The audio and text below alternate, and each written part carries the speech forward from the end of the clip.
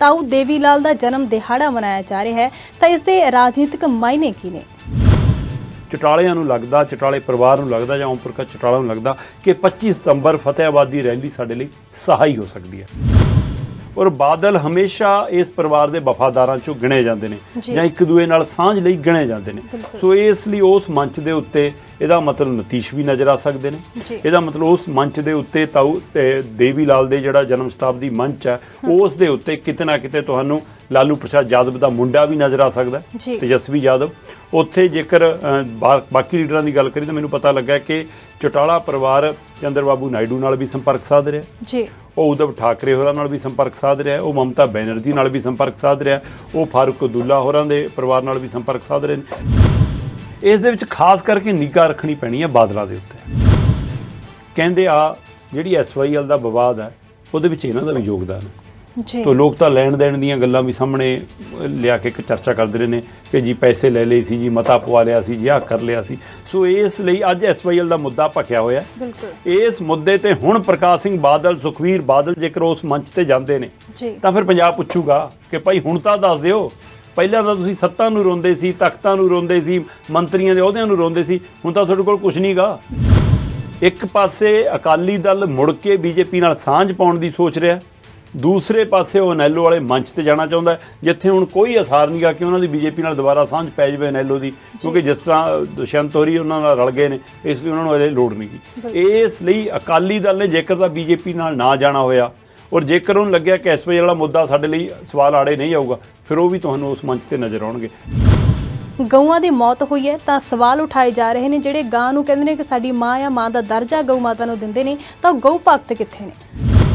ਤੇ ਅੱਜ ਦੇਸ਼ ਦੇ ਵਿੱਚ ਸਭ ਤੋਂ ਵੱਡੇ ਬੀਫ ਦੇ ਵਪਾਰੀ ਕੌਣ ਨੇ ਇਹ ਜਾਂਚ ਦਾ ਵਿਸ਼ਾ ਹੈ। ਤੇ ਇਹ ਸਥਿਤੀ ਹੁਣ ਰਾਜਸਥਾਨ 'ਚ ਬਹੁਤ ਭਿਆਨਕ ਬਣ ਗਈ ਆ। ਰਾਜਸਥਾਨ ਦੇ ਵਿੱਚ ਕਹਿੰਦੇ ਕਿ ਜਿਹੜੀ ਉਹ ਇੱਲਾਂ ਖਾਣ ਵਾਲੀਆਂ ਹੁੰਦੀਆਂ ਨੇ ਉਹ ਖਾਂਦੇ ਨੇ, ਉਹ ਵੀ ਰੱਜ ਕੇ ਅੱਕੀਆਂ ਬੈਠੀਆਂ ਨੇ ਕਿ ਪਸ਼ੂ ਇੰਨੇ ਢੇਰ ਲੱਗੇ ਪਏ ਨੇ, ਉਹਨਾਂ ਨੂੰ ਵੀ ਖਾਣ ਦੀ ਲੋੜ ਨਹੀਂ ਪਈ, ਉਹ ਵੀ ਅੱਕ ਗਏ। ਸਰਕਾਰੀ ਅੰਕੜੇ ਵੀ 43,000 ਤੱਕ ਪਹੁੰਚ ਗਏ। ਸੋ ਜਿਹੜੇ ਅੰਕੜੇ ਹਮੇਸ਼ਾ ਘੱਟ ਹੁੰਦੇ ਨੇ, ਲੁਕਾਏ ਹੁੰਦੇ ਨੇ ਜਾਂ ਸਹੀ ਜਾਣਕਾਰੀ ਨਹੀਂ ਹੁੰਦੀ, ਉਹ ਵੀ ਅੰਕੜੇ 43,000 ਦੱਸ ਰਹੇ ਨੇ ਕਿ ਇਕੱਲੇ ਰਾਜਸਥਾਨ 'ਚ ਹੀ 43,000 ਪਸ਼ੂ ਇਸ ਨਾਲ ਮਾਰੇ ਗਏ। ਤੇ ਆਮ ਅੰਕੜੇ ਜਿਹੜੇ ਆ ਰਹੇ ਨੇ ਉਹ 75,000 ਤੋਂ ਲੈ ਕੇ ਲੱਖ ਦੇ ਆ ਰਹੇ ਨੇ। ਸੋ ਹੁਣ ਗਊ ਭਗਤ ਜਾ ਕੇ ਸੇਵਾ ਕਰ ਲੈਣ। ਗਊਸ਼ਾਲਾਵਾਂ ਲਈ ਫੰਡ ਵੀ ਆਉਂਦੇ ਨੇ, ਚਾਰਾ ਵੀ ਮਿਲਦਾ ਹੈ, ਉਹ ਗਊਆਂ ਨੂੰ ਚਾਰਾ ਤਾਂ ਵੀ ਨਹੀਂ ਮਿਲਦਾ। ਉਹ ਗਊਆਂ ਦੇ ਨਾਂ ਤੇ, ਗਊ ਚਾਰੇ ਦੇ ਨਾਂ ਤੇ ਕੌਣ ਛਕ ਰਹੇ ਨੇ, ਕਿਹਨਾਂ ਦੀਆਂ ਢਿੱਡਾਂ ਦੀਆਂ ਗੋਗੜਾਂ ਨਿਕਲੀਆਂ ਨੇ, ਸਭ ਨੂੰ ਪਤਾ। ਦੀਪ ਜੀ ਹੁਣ ਲਾਜ਼ਮੀ ਕਰ ਦਿੱਤਾ ਹੈ ਕਿਉਂਕਿ ਜੇ ਗੱਡੀ ਜਾਂ ਕਾਰ ਦੇ ਵਿੱਚ ਬੈਠਣਾ ਤਾਂ ਅਗਲੀ ਸੀਟ ਤੇ ਸੀਟ ਬੈਲਟ ਲਾਉਣੀ ਜ਼ਰੂਰੀ ਸੀ, ਪਰ ਹੁਣ ਜੇ ਪਿਛਲੀਆਂ ਸੀਟਾਂ ਤੇ ਜੇ ਕੋਈ ਬੈਠਾ ਹੈ ਤਾਂ ਉਹਨਾਂ ਨੇ ਵੀ ਸੀਟ ਬੈਲਟ ਲਗਾਉਣੀ ਲਾਜ਼ਮੀ ਕਰ ਦਿੱਤੀ ਹੈ। ਪਿਛਲੇ ਦਿਨ ਜਿਵੇਂ ਸਾਇਰਸ ਮਿਸਤਰੀ ਦੀ ਮੌਤ ਤੋਂ ਬਾਅਦ ਕੇਂਦਰੀ ਮੰਤਰੀ ਨਿਤਿਨ ਗਡਕਰੀ ਨੇ ਇਹ ਐਲਾਨ ਕੀਤਾ ਹੈ। ਕਾਨੂੰਨੀ ਮਾਨਤਾ ਦਿੱਤੀ ਗਈ ਸੀ ਕਿ ਭਾਈ ਜੇਕਰ ਨਹੀਂ ਲਿਆ ਜਾਂਦਾ ਤਾਂ ਉਹਦੇ ਪਰ ਵੀ ਜੁਰਮਾਨਾ ਚਲਾਨ ਹੋ ਸਕਦਾ, ਪਰ ਇਹ ਤਾਂ ਚੰਡੀਗੜ੍ਹ ਤੱਕ ਨਹੀਂ ਹਲੇ ਚਲਾਨ ਹੋਏ, ਬਾਕੀ ਦੇਸ਼ ਤਾਂ ਹੋਣਾ ਹੀ ਕੀ ਨੇ। ਹੁਣ ਨਿਤਿਨ ਗਡਕਰੀ ਕਹਿੰਦੇ ਕਿ ਪਿਛਲੀ ਸੀਟ ਤੇ ਜੇਕਰ ਬੈਠੇ ਬੰਦਿਆਂ ਨੇ ਸੀਟ ਬੈਲਟ ਨਹੀਂ ਲਾਈ ਤਾਂ ਚਲਾਨ ਵੀ ਹੋਏਗਾ, ਉਹਦੇ ਤੇ ਜੁਰਮਾਨਾ ਵੀ ਹੋਏਗਾ, ਕਾਨੂੰਨੀ ਕਾਰਵਾਈ ਵੀ ਹੋਏਗੀ। ਔਰ ਅਸੀਂ ਕਹਿੰਦੇ ਕੰਪਨੀਆਂ ਨਾਲ ਵੀ ਤਾਲਮੇਲ ਕਰ ਰਹੇ ਹਾਂ ਕਿ ਉਹ ਘੱਟੋ ਘੱਟ ਪਿਛਲੀਆਂ ਸੀਟਾਂ ਦੇ ਉੱਤੇ ਵੀ ਬੀਪ ਦੀ ਆਵਾਜ਼ ਜਾਰੀ ਕਰਨ ਤਾਂ ਕਿ ਸੀਟ ਬੈਲਟ, ਕਿ ਕੋਈ ਗੱਲ ਨਹੀਂ ਜੇ ਸੀਟ ਬੈਲਟ ਨਹੀਂ ਲਈ ਤਾਂ 에ਅਰ ਬੈਗ ਬਚਾ ਲੂਗਾ। ਆਹ ਵੀ ਇੱਕ ਬਹੁਤ ਵੱਡਾ ਭੁਲੇਖਾ ਜਤਿੰਦਰ ਜੀ। ਤਕਨੀਕੀ ਜਿਹੜੇ ਮਾਹਰ ਨੇ ਉਹਨਾਂ ਨੂੰ ਦੱਸਣਾ ਹੈ ਕਿ ਜਦੋਂ 에ਅਰ ਬੈਗਸ ਖੁੱਲ੍ਹਦੇ ਨੇ ਤਾਂ ਉਹ ਇਸ ਹਿਸਾਬ ਨਾਲ ਫਿੱਟ ਹੁੰਦੇ ਨੇ ਕਿ ਬੰਦੇ ਨੇ ਸੀਟ ਬੈਲਟ ਲਾਈ ਹੋਏਗੀ ਔਰ ਸੀਟ ਬੈਲਟ ਨਾਲ ਬੰਦਾ ਇਸ ਪੋਜੀਸ਼ਨ 'ਚ ਇੱਥੇ ਤੱਕ ਆ ਸਕਦਾ, ਉਹ ਤੋਂ ਅੱਗੇ ਉਹਨੂੰ ਕਵਰ ਉਹਨੇ 에ਅਰ ਬੈਗਸ ਨੇ ਕਰਨਾ ਹੈ। ਜੇਕਰ ਤੁਸੀਂ ਸੀਟ ਬੈਲਟ ਨਹੀਂ ਲਾਈ ਤਾਂ ਝਟਕੇ ਨਾਲ ਤੁਸੀਂ ਖੱਬੇ ਸੱਜੇ ਅੱਗੇ ਪਿੱਛੇ ਕਿਸੇ ਪਾਸੇ ਵੀ ਵੱਧ ਜਾ ਸਕਦੇ ਹੋ। ਪੰਜਾਬੀ ਦੇ ਮੰਨੇ ਪ੍ਰਮੰਨੇ ਪੰਜਾਬੀ ਗਾਇਕ ਨੇ ਗੁਰਦਾਸ ਮਾਨ, ਉਹਨਾਂ ਦੇ ਵੱਲੋਂ ਇੱਕ ਨਵਾਂ ਗਾਣਾ ਗਾਇਆ ਗਿਆ ਜਿਸ ਦੇ ਵਿੱਚ ਉਹਨਾਂ ਨੇ ਮਾਂ ਬੋਲੀ ਦੇ ਵਿਵਾਦ ਨੂੰ ਸੁਲਝਾਉਣ ਦੀ ਕੋਸ਼ਿਸ਼ ਕੀਤੀ ਹੈ। ਸੋ ਉਹਦੇ ਵਿੱਚੋਂ ਮੈਨੂੰ ਲੱਗਿਆ ਕਿ ਕਿਤੇ ਤਾਂ ਗੁਰਦਾਸ ਮਾਨ ਦੀ ਉਹ ਪੀੜ ਵੀ ਆ, ਉਹ ਦੁੱਖ ਵੀ ਆ ਉਹਨਾਂ ਨੂੰ ਕਿ ਮੈਨੂੰ ਮਾਂ ਬੋਲੀ ਤੋਂ ਤੋੜਿਆ ਜਾ ਰਿਹਾ, ਕਿਉਂਕਿ ਜਿਵੇਂ ਅੰਦੋਲਨ 'ਚ ਵੀ ਉਹ ਚੁੱਪ ਕਰਕੇ ਆ ਕੇ ਬਹਿ ਗਏ ਸੀ, ਉੱਥੋਂ ਵੀ ਉਹਨਾਂ ਨੂੰ ਜਿਵੇਂ ਭੰਡਿਆ ਗਿਆ, ਉਹਨਾਂ ਨੂੰ ਠਾਲਿਆ ਗਿਆ। ਸੋ ਇਸ ਲਈ ਹੈ ਨਾ ਉਹ ਵੀ ਉਹਨਾਂ ਦੇ ਅੰਦਰ ਪੀੜ ਸੀ ਤੇ ਉਹ ਕੈਨੇਡਾ ਵਾਲਾ ਉਹਨਾਂ ਦਾ ਉਹ ਦਰਦ ਵੀ ਉਹਨਾਂ ਦੇ ਅੰਦਰ ਸੀ, ਉਹ ਦਰਦ ਵੀ ਮੈਨੂੰ ਉਹ ਝਲਕਿਆ। ਪਰ ਸਵਾਲ ਇਹ ਹੈ ਕਿ ਆਮ ਲੋਕ ਸਵਾਲ ਕਰਦੇ ਨੇ ਤੇ ਤੁਸੀਂ ਆਈ ਕੌਣ ਹੋ? ਤੁਸੀਂ ਇੱਕ ਚਿਹਰਾ ਹੋ, ਤੁਸੀਂ ਇੱਕ ਲੋਕਾਂ ਦੇ ਮਤਲਬ ਕਿ ਰਾਹ ਦਸੇਰਾ ਬਣ ਕੇ ਵੱਡੇ ਚਿਹਰੇ ਬਣ ਕੇ ਆਏ ਹੋ, ਤਾਂ ਲੋਕ ਤੁਹਾਡੇ ਤੋਂ ਪ੍ਰੇਰਨਾ ਲੈਂਦੇ ਨੇ। ਤੇ ਜੇਕਰ ਤੁਸੀਂ ਥਿਰਕ ਗਏ, ਤੁਹਾਡੀ ਬੋਲੀ ਥਿਰਕ ਗਈ ਹੈ, ਤੁਹਾਡੇ ਸ਼ਬਦ ਥਿਰਕ ਗਏ, ਤਾਂ ਇਹਦਾ ਮਤਲਬ ਤੁਹਾਡੀ ਇੰਨੇ ਸਾਲ ਦੀ ਤਪੱਸਿਆ ਫਿਰ ਕੱਚੀ ਸੀ। ਜੀ ਸੋ ਇਸ ਲਈ ਗੁਰਦਾਸ ਮਾਨ ਨੂੰ ਅਜੇ ਵੀ ਆਪਣੇ ਅੰਦਰ ਝਾਤ ਮਾਰਨ ਦੀ ਲੋੜ ਹੈ ਕਿ ਤੁਸੀਂ ਜਿਹੜੀ ਇੱਕ ਭਾਸ਼ਾ ਦੀ ਗੱਲ ਕਰਦੇ ਹੋ, ਇਹ ਤਾਂ ਬੀਜੇਪੀ ਦੀ ਬੋਲੀ ਹੈ, ਇਹ ਤਾਂ ਸੱਤਾ ਦੀ ਬੋਲੀ ਹੈ। ਇਸ ਲਈ ਉਸ ਨੂੰ ਸਮਝਣ ਦੀ ਲੋੜ ਹੈ। ਕਿਤੇ ਨਾ ਕਿਤੇ ਉਹ ਆਪਣੀ ਸਫਾਈ ਦਿੰਦੇ ਨਜ਼ਰ ਆਏ ਨੇ ਇਸ ਗੀਤ ਦੇ ਵਿੱਚ। ਸਤਿ ਸ਼੍ਰੀ ਅਕਾਲ। ਗਲੋਬਲ ਪੰਜਾਬ ਟੀਵੀ ਵੇਖ ਰਹੇ ਸਾਰੇ ਦਰਸ਼ਕਾਂ ਦਾ ਸਵਾਗਤ। ਮੈਂ Jatinder Kaur. Program discussion point ਦੇ ਵਿੱਚ ਖਾਸ ਤੌਰ ਤੇ ਪੰਜਾਬ ਦੀ ਸਿਆਸਤ ਨਾਲ ਜੁੜੀਆਂ ਵੱਡੀਆਂ ਖਬਰਾਂ ਤੇ ਅਸੀਂ ਚਰਚਾ ਕਰਦੇ ਹਾਂ।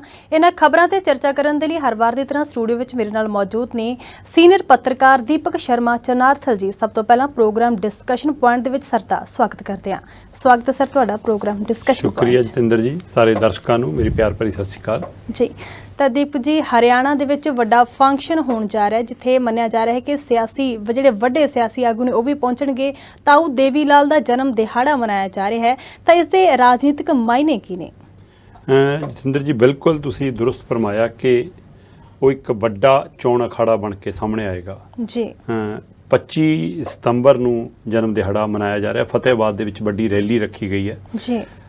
ਉਸ ਰੈਲੀ ਨੂੰ ਤੁਸੀਂ 3-4 ਪੜਾਵਾਂ ਤੋਂ ਸਮਝਣ ਦੀ ਲੋੜ ਹੈ ਉਸ ਨੂੰ। ਜੇਕਰ ਪਹਿਲਾ ਪੜਾਅ ਤਾਂ ਦੇਖਣਾ ਹੋਵੇ ਤਾਂ ਇਸ ਮੌਕੇ ਅਨੈਲੋ ਬਿਲਕੁਲ ਦਰਕਨਾਰ ਹੈ। ਬਿਲਕੁਲ ਅਨੈਲੋ ਦੀ ਸਥਿਤੀ ਬਹੁਤ ਪਤਲੀ ਹੈ ਤੇ ਓਮ ਪ੍ਰਕਾਸ਼ ਚੌਟਾਲਾ ਅੱਜ ਕੱਲ੍ਹ ਬਾਹਰ ਨੇ ਤੇ ਉਹ ਚਾਹੁੰਦੇ ਨੇ ਕਿ ਮੈਂ ਦੁਬਾਰਾ ਅਨੈਲੋ ਨੂੰ ਖੜੀ ਕਰਾਂ ਤੇ ਇਸ ਲਈ ਉਹ ਲਗਾਤਾਰ ਇਸ ਦਿਨ ਨੂੰ ਲੈ ਕੇ ਬਹੁਤ ਮਤਲਬ ਕਿ ਉਤਸ਼ਾਹਤ ਨੇ, ਕਿਉਂਕਿ ਦੇਵੀ ਲਾਲ ਦੇ ਨਾਂ ਦੇ ਉੱਤੇ ਜਿਹੜੀ ਸਿਆਸਤ ਹਰਿਆਣਾ 'ਚ ਹੋਈ ਜਾਂ ਤੇ ਵੀ ਦਾਊਲਾ ਤੇ ਵੀ ਜਿਹੜਾ ਉਹਨਾਂ ਦਾ ਨਾਂ ਸੀਗਾ ਉਸ ਨੂੰ ਲੈ ਕੇ ਜੋ ਉਹਨਾਂ ਦੀ ਸਿਆਸਤੀ ਜ਼ਮੀਨ ਸੀ ਉਹ ਖਿਸਕਦੀ ਗਈ ਚੌਟਾਲਿਆਂ ਦੇ ਟੱਬਰ ਕੋਲੋਂ।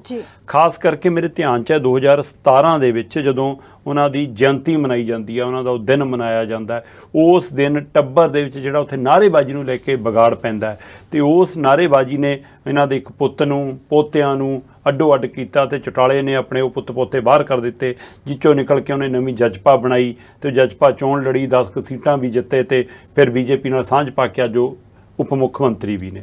ਸੋ ਇੱਧਰ ਦੂਸਰੇ ਪਾਸੇ ਅਨੈਲੋ ਦੀ ਹਾਲਤ ਇੰਨੀ ਪਤਲੀ ਹੁੰਦੀ ਗਈ ਕਿ ਅਨੈਲੋ ਲੋਕ ਸਭਾ ਚੋਣਾਂ ਦੇ ਵਿੱਚ ਜ਼ਮਾਨਤਾਂ ਤੱਕ ਨਹੀਂ ਬਚਾ ਸਕੀ। ਵਿਧਾਨ ਸਭਾ ਚੋਣਾਂ ਹੋਈਆਂ ਉਹਦੇ ਵਿੱਚ ਵੀ ਸਥਿਤੀ ਬਹੁਤ ਪਤਲੀ ਰਹੀ।